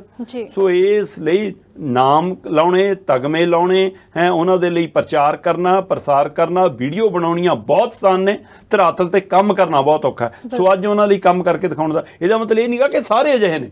ਕਈ ਗਊਸ਼ਾਲਾ ਵਾਲੇ, ਕਈ ਗਊ ਭਗਤ ਬਹੁਤ ਚੰਗੀ ਭੂਮਿਕਾ ਵੀ ਨਿਭਾਉਂਦੇ ਨੇ, ਸਵਾਲ ਇਹ ਨਹੀਂਗਾ। ਪਰ ਆਪਾਂ ਅਖੌਤੀਆਂ ਦੀ ਗੱਲ ਕਰ ਰਹੇ ਹਾਂ, ਡਰਾਮੇਬਾਜ਼ੀਆਂ ਦੀ ਗੱਲ ਕਰ ਰਹੇ ਹਾਂ, ਜਿਹੜੇ ਇਸ ਨਾਂ ਦੇ ਉੱਤੇ ਡਰਾਮੇਬਾਜ਼ੀ ਧਰਮ 'ਚ ਪਾੜਾ ਪਾਉਂਦੇ ਨੇ। ਅੱਜ ਉਹ ਆਪਣਾ ਧਰਮ ਦਿਖਾਉਣ ਆ ਕੇ ਅੱਜ ਧਰਮ ਸਿਖਾਉਂਦਾ ਕਿ ਭਾਈ ਹਾਂ ਪਸ਼ੂ ਧਨ ਸਾਂਭਣਾ, ਅਵਾਰਾ ਪਸ਼ੂ ਸਾਂਭਣੇ, ਮਰੇ ਹੋਏ ਪਸ਼ੂ ਸਾਂਭਣੇ, ਖਾਸ ਕਰਕੇ ਲੰਪੀ ਸਕਿਨ ਨਾਲ ਜਿਹੜਾ ਲੋਕਾਂ ਦਾ ਨੁਕਸਾਨ ਹੋਇਆ ਉਹਦਾ ਕੀ ਤੁਸੀਂ ਭਰਪਾਈ ਕਰੋਗੇ, ਉਹਦੇ ਲਈ ਕੋਈ ਯੋਗਦਾਨ ਪਾ ਲਓ। ਜਿਨ੍ਹਾਂ ਦੇ ਪਸ਼ੂ ਮਰੇ ਉਹਨਾਂ ਦੇ ਘਰੇ ਤਾਂ ਦੁੱਧ ਵੀ ਮੁੱਕ ਗਿਆ, ਸੋ ਉਹਨਾਂ ਦੇ ਘਰੇ ਤਾਂ ਆਮਦਨ ਵੀ ਮੁੱਕ ਗਈ, ਸੋ ਉਹਨਾਂ ਦਾ ਘਰ-ਬਾਰ ਚੱਲਣੋਂ ਚੁੱਲ੍ਹਾ ਵੀ ਮਗਣੋਂ ਹਟ ਗਿਆ। ਸੋ ਉਹਦੀ ਕੌਣ ਸਾਰ ਲਏਗਾ? ਤੇ ਉਲਟਾ ਜਿਹੜੇ ਮਰ ਰਹੇ ਪਸ਼ੂ ਨੇ, ਲੰਬੀ ਜਿਹੜੀ ਹੁਣ 75,000 ਦੀ ਗਿਣਤੀ ਸਾਹਮਣੇ ਹੈ, ਜੇ ਸਥਿਤੀ ਹੋਰ ਸੂਬਿਆਂ 'ਚ ਵੀ ਨਜ਼ਰ ਆ ਰਹੀ ਹੈ। ਬੇਸ਼ੱਕ ਉੱਥੇ ਗਿਣਤੀ ਘੱਟ ਹੈ, ਵੱਧ ਹੈ, ਲੋਕ ਨਦੀਆਂ 'ਚ ਬਹਾ ਰਹੇ ਨੇ, ਨਹਿਰਾਂ 'ਚ ਸਿੱਟ ਰਹੇ ਨੇ, ਲੋਕ ਦਫਨਾ ਰਹੇ ਨੇ, ਪਰ ਐਡੀ ਵੱਡੀ ਗਿਣਤੀ ਜਦੋਂ ਹਵਾਈ ਤਸਵੀਰਾਂ ਹੀ ਸਾਹਮਣੇ ਆਈ ਤਾਂ ਇੱਕ ਨਵੀਂ ਫਿਕਰਮੰਦੀ ਪੈਦਾ ਕੀਤੀ ਆ ਕਿ ਇੱਕ ਪਾਸੇ ਪਸ਼ੂਆਂ ਦੀ ਮੌਤ, ਵੱਡਾ ਘਾਟਾ ਪਰਿਵਾਰਾਂ ਨੂੰ ਵੀ ਔਰ ਬਿਮਾਰੀ ਵੀ, ਤੇ ਉਸ ਤੋਂ ਬਾਅਦ ਦੂਸਰਾ ਇੱਕ ਨਵੀਂ ਲੋਕਾਂ 'ਚ ਵੀ ਇੱਕ ਨਵੀਂ ਬਿਮਾਰੀ ਫੈਲਣ ਦਾ ਖਤਰਾ। ਸੋ ਗਊ ਭਗਤਾਂ ਨੂੰ ਸੇਵਾ ਕਰ ਲੈਣੀ ਚਾਹੀਦੀ ਹੈ। ਦੀਪ ਜੀ, ਲੰਪੀ ਸਕਿਨ ਦੇ ਨਾਲ ਤਾਂ ਗਊਆਂ ਦੀ ਮੌਤ ਹੋ ਹੀ ਰਹੀ ਹੈ, ਪਰ ਇੱਕ ਰਿਪੋਰਟ 'ਚ ਇਹ ਵੀ ਖੁਲਾਸਾ ਹੋਇਆ ਕਿ ਗਊ ਦੀ ਤਸਕਰੀ ਵੀ ਵੱਡੇ ਪੱਧਰ ਤੇ ਹੋ ਰਹੀ ਹੈ।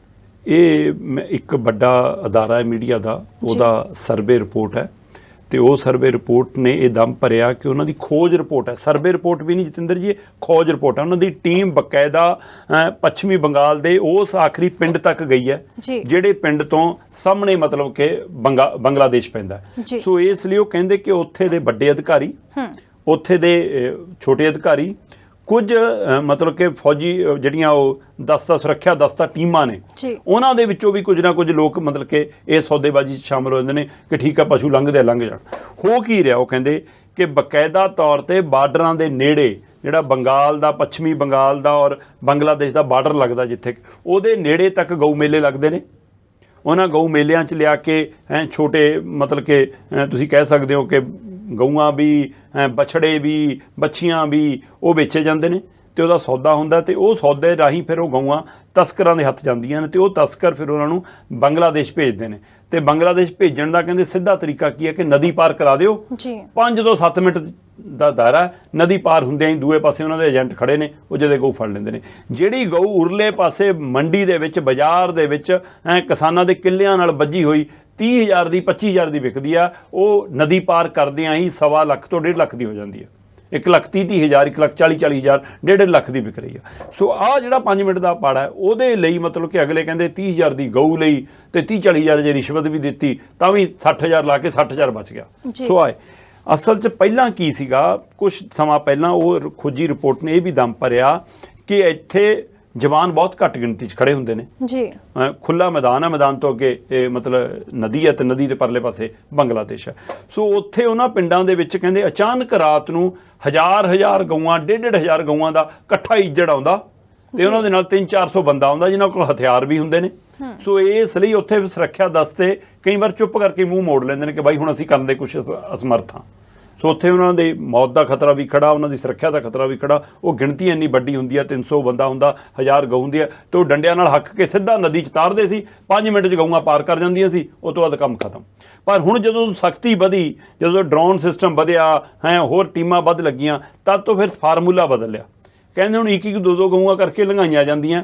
ਉਸ ਇਲਾਕੇ ਦੇ ਵਿੱਚ ਮਤਲਬ ਕਿ ਕੇਲੇ ਦੀ ਫਸਲ ਉਗਾਉਣ ਦੇ ਲਈ ਲੋਕਾਂ ਨੂੰ ਤੌਰ 'ਤੇ ਪੈਸੇ ਦਿੱਤੇ ਜਾਂਦੇ ਨੇ ਤਾਂ ਕਿ ਉਹ ਕੇਲੇ ਦੀ ਫਸਲ ਵੱਡੀ ਹੋਵੇ, ਉਹ 'ਚ ਲੁਕਿਆ ਵੀ ਜਾ ਸਕੇ। ਤੇ ਉਹਨਾਂ ਕੇਲੇ ਦੀ ਮਤਲਬ ਕਿ ਤਣਾ ਵੱਢ ਲਿਆ ਜਾਂਦਾ, 2-2, 3-3 ਤਣੇ ਵੱਢ ਕੇ ਉਹ 'ਚ ਗਊ ਨੂੰ ਨੂੜ ਦਿੱਤਾ ਜਾਂਦਾ। ਉਹਨਾਂ ਤਣਿਆਂ ਦੇ ਨਾਲ ਉਹਦੀ ਗਰਦਨ ਪਾਣੀ ਤੋਂ ਉੱਪਰ ਰਹਿੰਦੀ ਹੈ, ਸਰੀਰ ਉਹਦਾ ਪਾਣੀ ਚਲਾ ਜਾਂਦਾ ਤੇ ਗਊ ਪਾਰ।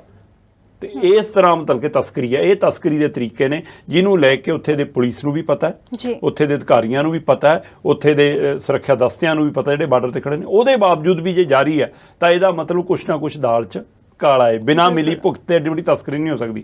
ਕਿਹਾ ਤਾਂ ਇਹ ਵੀ ਜਾਂਦਾ ਕਿ ਸੱਤਾਧਾਰੀ ਧਿਰ ਦੇ ਕਈ ਲੀਡਰ ਵੀ ਇਸ ਤਸਕਰੀ ਸ਼ਾਮਲ ਨੇ। ਸੋ ਇਸ ਲਈ TMC ਤੇ ਵੀ ਸਵਾਲ ਉੱਠ ਰਹੇ ਨੇ। ਸੋ ਉਸ ਨੂੰ ਲੈ ਕੇ ਕੇਂਦਰ ਕੋਲ ਵੀ ਸੂਚਨਾਵਾਂ ਨੇ। ਸੋ ਜਦੋਂ ਉਹਨਾਂ ਨੂੰ ਲੋੜ ਹੋਊਗੀ ਕਿ ਇਸ ਮਸਲੇ ਤੇ ਕਾਰਵਾਈ ਕਰਨੀ ਹੈ ਤਦ ਮੂੰਹ ਦਿਖਾਵੇ ਲਈ ਕਾਰਵਾਈ ਹੋ ਜੂਗੀ। ਜਾਣੂ ਸਾਰੇ ਨੇ, ਸ਼ਾਮਲ ਸਾਰੀਆਂ ਧਿਰਾਂ ਨੇ, ਨਹੀਂ ਤਾਂ ਇਹ ਤਸਕਰੀ ਅਸੰਭਵ ਹੈ। ਸੋ ਇਸ ਲਈ ਇਸ ਮਸਲੇ ਦੇ ਉੱਤੇ ਆਹ ਵੀ ਇੱਕ ਨਵਾਂ ਪਹਿਲੂ ਹੈ ਕਿ ਜਿਹੜੀ ਗਊ ਇੱਧਰ 30,000 ਦੀ, ਉੱਧਰ 1.5 ਲੱਖ ਦੀ, ਤੇ ਉਹਦੇ ਲਈ ਤਸਕਰੀ ਦਾ ਖੇਡ ਜਾਰੀ ਹੈ। ਫਿਰ ਤਸਕਰੀ ਰੋਕਣ ਲਈ ਜਿਹੜੀਆਂ ਧਿਰਾਂ ਲਾਈਆਂ ਨੇ, ਸਰਕਾਰਾਂ ਲਾਈਆਂ ਨੇ, ਸੁਰੱਖਿਆ ਦਸਤੇ ਲਾਏ ਨੇ, ਉਹ ਫਿਰ ਕੀ ਕੰਮ ਕਰਦੇ ਨੇ। ਪੁਲਿਸ ਵਾਲਾ ਵੀ 20 ਰੁਪਏ ਲੈ ਕੇ ਟੈਂਪੂ ਲਗਾਉਂਦਾ, ਬੜੇ ਅਧਿਕਾਰੀ ਨਾਲ ਥਾਣੇ 'ਚ ਕਹਿੰਦੇ ਹਫ਼ਤਾਵਾਰ ਮਹੀਨਾਵਾਰ ਬੁਕਿੰਗ ਆ, ਤੇ ਬਾਰਡਰ ਤੇ ਖੜੇ ਵੀ ਕੁਝ ਲੋਕ ਜਿਹੜੇ ਵਿਕਦੇ ਨੇ, ਫਿਰ ਉਹਨਾਂ ਦੀ ਸ਼ਿਫਟ 'ਚ ਕਾਰਵਾਈ ਹੋ ਜਾਂਦੀ ਹੈ। ਸੋ ਇਸ ਲਈ ਇਹ ਇੱਕ ਵੱਡਾ ਧੰਦਾ ਜਾਰੀ ਹੈ। ਸੋ ਇਸ ਦੇ ਉੱਤੇ ਵੀ ਗਊ ਭਗਤ ਗੌਰ ਕਰ ਲੈਣ। ਜੀ ਦੇਖ ਜੀ, ਹੁਣ ਲਾਜ਼ਮੀ ਕਰ ਦਿੱਤਾ ਹੈ ਕਿਉਂਕਿ ਜੇ ਗੱਡੀ ਜਾਂ ਕਾਰ ਦੇ ਵਿੱਚ ਬੈਠਣਾ ਤਾਂ ਅਗਲੀ ਸੀਟ ਤੇ ਸੀਟ ਬੈਲਟ ਲਾਉਣੀ ਜ਼ਰੂਰੀ ਸੀ। ਪਰ ਹੁਣ ਜੇ ਪਿਛਲੀਆਂ ਸੀਟਾਂ ਦੇ ਜੇ ਕੋਈ ਬੈਠਾ ਹੈ ਤਾਂ ਉਹਨਾਂ ਨੇ ਵੀ ਸੀਟ ਬੈਲਟ ਲਗਾਉਣੀ ਲਾਜ਼ਮੀ ਕਰ ਦਿੱਤੀ ਹੈ। ਪਿਛਲੇ ਦਿਨ ਜਿਵੇਂ ਉਹਨਾਂ ਦੀ ਸਾਇਰਸ ਮਿਸਤਰੀ ਦੀ ਮੌਤ ਤੋਂ ਬਾਅਦ ਕੇਂਦਰੀ ਮੰਤਰੀ ਨਿਤਿਨ ਗਡਕਰੀ ਨੇ ਇਹ ਐਲਾਨ ਕੀਤਾ ਹੈ। ਜਤਿੰਦਰ ਜੀ, ਅਸਲ 'ਚ ਤਾਂ ਇਹ ਕਾਨੂੰਨ ਬਹੁਤ ਪਹਿਲਾਂ ਤੋਂ ਹੋਂਦ 'ਚ ਹੈ ਜੀ। 2001 ਤੋਂ ਮੇਰਾ ਖਿਆਲ ਪਿਛਲੀ ਗੱਡੀਆਂ ਦੀ ਪਿਛਲੀ ਸੀਟਾਂ ਦੇ ਉੱਤੇ ਸੀਟ ਬੈਲਟ ਆਉਣੀ ਸ਼ੁਰੂ ਹੋ ਗਈ ਸੀ ਜੀ। ਤੇ ਉਸ ਤੋਂ ਬਾਅਦ ਇਹ 2002 ਦੇ ਵਿੱਚ ਮੇਰਾ ਖਿਆਲ ਇਸ ਨੂੰ ਕਾਨੂੰਨੀ ਮਾਨਤਾ ਦਿੱਤੀ ਗਈ ਸੀ ਕਿ ਭਾਈ ਜੇਕਰ ਨਹੀਂ ਲਾਇਆ ਜਾਂਦਾ ਤਾਂ ਉਹਦੇ ਪਰ ਵੀ ਜੁਰਮਾਨਾ ਚਲਾਨ ਹੋ ਸਕਦਾ। ਪਰ ਇਹ ਤਾਂ ਚੰਡੀਗੜ੍ਹ ਤੱਕ ਨਹੀਂ ਹਲੇ ਚਲਾਨ ਹੋਏ, ਬਾਕੀ ਦੇਸ਼ ਤਾਂ ਹੋਣੇ ਹੀ ਕੀ ਨੇ। ਸੋ ਬਾਕੀ ਸੂਬਿਆਂ 'ਚ ਤਾਂ ਮਤਲਬ ਕਿ ਤੁਸੀਂ ਇਹ ਬਾਕੀ ਦੇਸ਼ ਦੇ ਸੂਬਿਆਂ 'ਚ ਤਾਂ ਸਥਿਤੀ ਸਾਡੇ ਇਹ ਆ ਕਿ ਉੱਥੇ ਤਾਂ ਸੀਟ ਬੈਲਟ ਲੋਕ ਪਿਛਲੇ ਪਾਸਿਓਂ ਵੀ ਲਾ ਲੈਂਦੇ ਨੇ ਤੇ ਖਰੜ ਕੋਲ ਆ ਕੇ ਫਿਰ ਟੱਪ ਕੇ ਮੂਹਰੇ ਕਰ ਲੈਂਦੇ ਨੇ ਕਿ ਲੈ ਵੀ ਹੁਣ ਪੁਲਿਸ ਦੇ ਚੰਡੀਗੜ੍ਹ ਪੁਲਿਸ ਫੜ ਨਾ ਲਵੇ। ਸੋ ਸਿਰਫ ਇਹ ਕਾਰਨ ਕਿ ਉਹ ਬੀਪ ਦੀ ਆਵਾਜ਼ ਆਉਂਦੀ ਹੈ ਜੇਕਰ ਸੀਟ ਬੈਲਟ ਨਹੀਂ ਲਾਈ, ਤਾਂ ਇਸ ਦੇ ਲਈ ਫਾਰਮੂਲਾ ਕਿ ਪਿਛਲੇ ਪਾਸਿਓਂ ਲਾ ਲਿਓ। ਪਹਿਲਾਂ ਸਿਰਫ ਡਰਾਈਵਰੀ ਸੀਟ ਦੇ ਉੱਤੇ ਸੀਗਾ ਕਿਸੇ ਸਮੇਂ, ਫਿਰ ਉਹਦੇ ਵਿੱਚ ਆਵਾਜ਼ ਵਾਲਾ ਸਿਸਟਮ ਕੀਤਾ ਕਿ ਲੋਕ ਲਾਉਂਦੇ ਨਹੀਂ, ਇਸ ਲਈ ਵੀਪ ਆਉਣ ਲੱਗੀ। ਫਿਰ ਉਹ ਨਾਲ ਸਾਥੀ ਅਗਲੀ ਸੀਟ ਦੇ ਨਾਲ ਵਾਲੀ ਸੀਟ ਤੇ ਬੈਠਿਆਂ ਦੇ ਵੀ ਲਾਉਣ ਲਈ ਲਾਜ਼ਮੀ ਕੀਤਾ। ਫਿਰ ਉਹਦੇ ਪਰ ਵੀ ਮਤਲਬ ਕਿ ਉਹ ਵੀਪ ਦੀ ਆਵਾਜ਼ ਸ਼ੁਰੂ ਕਰ ਦਿੱਤੀ। ਹੁਣ ਨਿਤਿਨ ਗਡਕਰੀ ਕਹਿੰਦੇ ਕਿ ਪਿਛਲੀ ਸੀਟ ਤੇ ਜੇਕਰ ਬੈਠੇ ਬੰਦਿਆਂ ਨੇ ਸੀਟ ਬੈਲਟ ਨਹੀਂ ਲਾਈ ਤਾਂ ਚਲਾਨ ਵੀ ਹੋਏਗਾ ਜੀ, ਉਹਦੇ ਤੇ ਜੁਰਮਾਨਾ ਵੀ ਹੋਏਗਾ, ਕਾਨੂੰਨੀ ਕਾਰਵਾਈ ਵੀ ਹੋਏਗੀ। ਔਰ ਅਸੀਂ ਕਹਿੰਦੇ ਕੰਪਨੀਆਂ ਨਾਲ ਵੀ ਤਾਲਮੇਲ ਕਰ ਰਹੇ ਹਾਂ ਕਿ ਉਹ ਘੱਟੋ ਘੱਟ ਪਿਛਲੀਆਂ ਸੀਟਾਂ ਦੇ ਉੱਤੇ ਵੀ ਵੀਪ ਦੀ ਆਵਾਜ਼ ਜਾਰੀ ਕਰਨ ਤਾਂ ਕਿ ਸੀਟ ਬੈਲਟ। ਇੱਥੇ ਤਾਂ ਤੁਸੀਂ ਝਾਤ ਮਾਰ ਕੇ ਦੇਖੋ, ਆਪਣੀਆਂ ਤਾਂ ਗੱਡੀਆਂ ਜਦੋਂ ਲੋਕ ਨਵੀਆਂ ਲੈਂਦੇ ਨੇ ਤੇ ਸੀਟ ਕਵਰ ਪਾਉਂਦੇ ਨੇ, ਪਿਛਲੀਆਂ ਸੀਟਾਂ ਦੇ ਵਿੱਚ ਤਾਂ ਸੀਟ ਕਵਰਾਂ ਦੇ ਨਾਲ ਹੀ ਲੁਕੋ ਦਿੰਦੇ ਨੇ, ਖਤਮ ਹੀ ਕਰ ਦਿੱਤੀਆਂ ਜਾਂਦੀਆਂ ਨੇ, ਬੈਲਟਾਂ ਲੱਭਦੀਆਂ ਨਹੀਂ ਹੈ ਕਿੱਥੇ ਗਈਆਂ, ਸੋ ਵਿੱਚੇ ਦੱਬ ਦਿੱਤੀਆਂ ਜਾਂਦੀਆਂ ਨੇ। ਪਰ ਹਕੀਕਤ ਜਿਹੜੀ ਇਹ 'ਚ ਸਮਝਣ ਦੀ ਲੋੜ ਹੈ ਕਿ ਸੀਟ ਬੈਲਟ ਚਾਹੇ ਉਹ ਮੁਰਲੀਆਂ ਚਾਹੇ ਉਹ ਪਿਛਲੀਆਂ, ਉਹ ਚਲਾਨ ਤੋਂ ਬਚਾਉਣ ਲਈ ਨਹੀਂ ਜੀ, ਉਹ ਜੀਵਨ ਬਚਾਉਣ ਲਈ ਨੇ।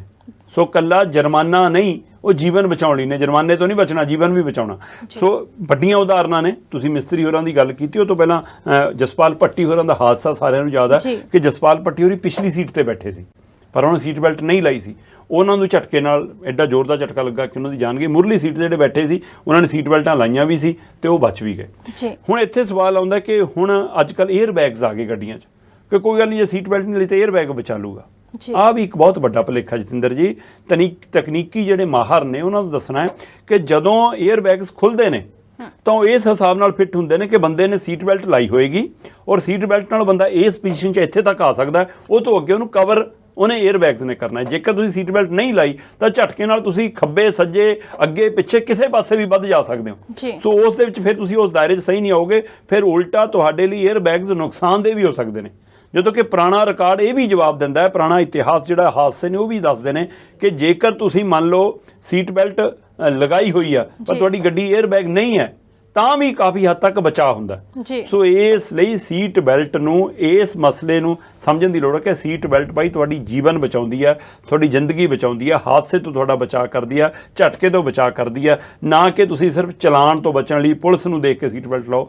ਇਸ ਮਸਲੇ ਤੇ ਨਿਤਿਨ ਗਡਕਰੀ ਹੋਰਾਂ ਦਾ ਚਾਹੇ ਉਹ ਸੁਨੇਹਾ ਹੈ, ਚਾਹੇ ਉਹ ਅਪੀਲ ਹੈ, ਚਾਹੇ ਉਹ ਹੁਕਮ ਹੈ, ਉਹ ਤਾਂ ਹੈ ਹੀ ਹੈ। ਪਰ ਮੈਨੂੰ ਲੱਗਦਾ ਕੁਝ ਸੰਗਠਨਾਂ ਨੂੰ, ਚੇਤਨ ਸੰਗਠਨਾਂ ਨੂੰ, ਚੇਤਨ ਧਿਰ ਨੂੰ, ਪ੍ਰਸ਼ਾਸਨ ਨੂੰ ਇਸ ਮਸਲੇ ਤੇ ਇੱਕ ਮੁਹਿੰਮ ਚਲਾਉਣ ਦੀ ਲੋੜ ਹੈ। ਲੋਕਾਂ ਨੂੰ ਇਸ ਮਸਲੇ ਤੇ ਚੇਤਨ ਹੋਣ ਦੀ ਲੋੜ ਹੈ ਕਿ ਚਾਹੇ ਉਹ ਮੁਰਲੀ ਸੀਟਾਂ ਤੇ ਬੈਠੇ ਆ ਚਾਹੇ ਪਿਛਲੀਆਂ ਸੀਟਾਂ ਤੇ ਸੀਟ ਬੈਲਟ ਲਾਜ਼ਮੀ ਹੋਣੀ ਚਾਹੀਦੀ ਹੈ ਤਾਂ ਕਿ ਸਾਡਾ ਜੀਵਨ ਸੁਰੱਖਿਅਤ ਰਹੇ। ਜੀ ਦੀਪ ਜੀ, ਆਖਰੀ ਸਕਿੰਟਾਂ ਦੇ ਵਿੱਚ ਇੱਕ ਹੋਰ ਖਬਰ ਤੇ ਚਰਚਾ ਕਰ ਰਹੇ ਨੇ। ਪੰਜਾਬੀ ਦੇ ਮੰਨੇ ਪ੍ਰਮੰਨੇ ਪੰਜਾਬੀ ਗਾਇਕ ਨੇ ਗੁਰਦਾਸ ਮਾਨ, ਉਹਨਾਂ ਦੇ ਵੱਲੋਂ ਇੱਕ ਨਵਾਂ ਗਾਣਾ ਗਾਇਆ ਗਿਆ ਜਿਸ ਦੇ ਵਿੱਚ ਉਹਨਾਂ ਨੇ ਮਾਂ ਬੋਲੀ ਦੇ ਵਿਵਾਦ ਨੂੰ ਸੁਲਝਾਉਣ ਦੀ ਕੋਸ਼ਿਸ਼ ਕੀਤੀ ਹੈ। ਜਤਿੰਦਰ ਜੀ, ਜਦੋਂ ਗੁਰਦਾਸ ਮਾਨ ਦੇ ਗੀਤ ਸੁਣਦੇ ਸੀ ਤਾਂ ਲੱਗਦਾ ਸੀ ਕਿ ਸਾਡੀ ਮਿੱਟੀ ਦੀ ਮਹਿਕ ਹੈ ਉਹਦੇ ਵਿੱਚ ਜੀ, ਉਹਦੇ ਵਿੱਚੋਂ ਆਪਣਾਪਨ ਝਲਕਦਾ ਸੀ। ਉਹ ਪੰਜਾਬ ਦੇ ਪਿੰਡ 'ਚੋਂ ਉੱਠ ਕੇ ਦਿੱਲੀ ਦਾ ਸਫ਼ਰ, ਬੰਬੇ ਤੱਕ ਦਾ ਸਫ਼ਰ ਉਹਨਾਂ ਤੈਅ ਕੀਤਾ, ਫਿਲਮੀ ਸਫ਼ਰ ਤੈਅ ਕੀਤਾ। ਪਰ ਉਹ ਮਾਂ ਬੋਲੀ ਨੂੰ ਲੈ ਕੇ ਉਹਨਾਂ ਦੇ ਗੀਤਾਂ ਦੇ ਵਿੱਚ ਲੱਗਦਾ ਸੀ ਕਿ ਇਹ ਅਸਲੀ ਮਾਂ ਬੋਲੀ ਦਾ ਪੁੱਤ ਹੈ। ਪਰ ਜਦੋਂ ਕੈਨੇਡਾ 'ਚ ਪਿਛਲੇ 2 ਸਾਲ ਪਹਿਲਾਂ ਉਹ ਘਟਨਾ ਵਾਪਰਦੀ ਆ ਕਿ ਉੱਥੇ ਉਹ ਸਮਾਗਮ ਦੇ ਦੌਰਾਨ ਇੱਕ ਰੇਡੀਓ ਪ੍ਰੋਗਰਾਮ ਦੇ ਦੌਰਾਨ ਹਿੰਦੀ ਦਾ ਪੱਖ ਪੂਰ ਲੈਂਦੇ ਨੇ, ਉਹਨੂੰ ਲੈ ਕੇ ਉਹਨਾਂ ਨੂੰ ਸਵਾਲ ਹੁੰਦੇ ਨੇ, ਉਹਨਾਂ ਦੇ ਸ਼ੋਅ 'ਚ ਵਿਰੋਧ ਹੁੰਦੇ ਨੇ ਤੇ ਉੱਥੇ ਉਹ ਜਿਹੀ ਜੀ ਭਾਸ਼ਾ ਵਰਤਦੇ ਨੇ, ਮਤਲਬ ਆਪਣੀ ਹੀ ਮਾਂ ਬੋਲੀ ਨੂੰ ਗਾਲ ਦੇ ਰੂਪ 'ਚ ਸਾਹਮਣੇ ਲਿਆਉਂਦੇ ਨੇ, ਤਾਂ ਉਮੀਦ ਨਹੀਂ। ਫਿਰ ਉਹਦਾ ਮਤਲਬ ਕਿ ਉੱਥੇ ਉਸ ਮਸਲੇ ਦਾ, ਉਸ ਘਟਨਾਕ੍ਰਮ ਦਾ ਇਹ ਜਵਾਬ ਲੱਗਿਆ ਮੈਨੂੰ। ਮੈਂ ਗੀਤ ਪੂਰਾ ਸੁਣਿਆ, ਪੂਰਾ ਦੇਖਿਆ, 2 ਵਾਰ ਮੈਂ ਪੂਰਾ ਸੁਣਿਆ। ਸੋ ਉਹਦੇ ਵਿੱਚੋਂ ਮੈਨੂੰ ਲੱਗਿਆ ਕਿ ਕਿਤੇ ਤਾਂ ਗੁਰਦਾਸ ਮਾਨ ਦੀ ਉਹ ਪੀੜ ਵੀ ਆ, ਉਹ ਦੁੱਖ ਵੀ ਆ ਉਹਨਾਂ ਨੂੰ ਕਿ ਮੈਨੂੰ ਮਾਂ ਬੋਲੀ ਤੋਂ ਤੋੜਿਆ ਜਾ ਰਿਹਾ। ਕਿਉਂਕਿ ਜਿਵੇਂ ਅੰਦੋਲਨ 'ਚ ਵੀ ਉਹ ਚੁੱਪ ਕਰਕੇ ਆ ਕੇ ਬਹਿ ਗਏ ਸੀ, ਉੱਥੋਂ ਵੀ ਉਹਨਾਂ ਨੂੰ ਜਿਵੇਂ ਭੰਡਿਆ ਗਿਆ, ਉਹਨਾਂ ਨੂੰ ਠਾਲਿਆ ਗਿਆ। ਸੋ ਇਸ ਲਈ ਹੈ ਨਾ, ਉਹ ਵੀ ਉਹਨਾਂ ਦੇ ਅੰਦਰ ਪੀੜ ਸੀ ਤੇ ਉਹ ਕੈਨੇਡਾ ਵਾਲਾ ਉਹਨਾਂ ਦਾ ਉਹ ਦਰਦ ਵੀ ਉਹਨਾਂ ਦੇ ਅੰਦਰ ਸੀ। ਉਹ ਦਰਦ ਵੀ ਮੈਨੂੰ ਝਲਕਿਆ।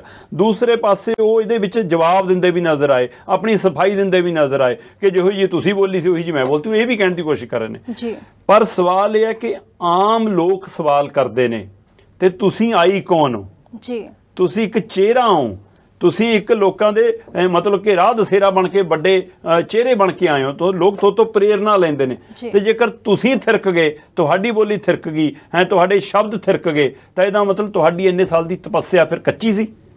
ਸੋ ਇਸ ਲਈ ਗੁਰਦਾਸ ਮਾਨ ਨੂੰ ਅਜੇ ਵੀ ਆਪਣੇ ਅੰਦਰ ਝਾਤ ਮਾਰਨ ਦੀ ਲੋੜ ਹੈ ਕਿ ਤੁਸੀਂ ਜਿਹੜੀ ਇੱਕ ਭਾਸ਼ਾ ਦੀ ਗੱਲ ਕਰਦੇ ਹੋ, ਇਹ ਤਾਂ ਬੀਜੇਪੀ ਦੀ ਬੋਲੀ ਹੈ, ਇਹ ਤਾਂ ਸੱਤਾ ਦੀ ਬੋਲੀ ਹੈ। ਇਸ ਲਈ ਉਸ ਨੂੰ ਸਮਝਣ ਦੀ ਲੋੜ ਹੈ। ਕਿਤੇ ਨਾ ਕਿਤੇ ਉਹ ਆਪਣੀ ਸਫਾਈ ਦਿੰਦੇ ਨਜ਼ਰ ਆਏ ਨੇ ਇਸ ਗੀਤ ਦੇ ਵਿੱਚ। ਤਾਂ ਧੰਨਵਾਦ ਦੀਪਕ ਸ਼ਰਮਾ ਚਨਾਰਥਲ ਜੀ ਇਹਨਾਂ ਖਬਰਾਂ ਤੇ ਆਪਣੇ ਵਿਚਾਰ ਸਾਂਝੇ ਕਰਨ ਦੇ ਲਈ।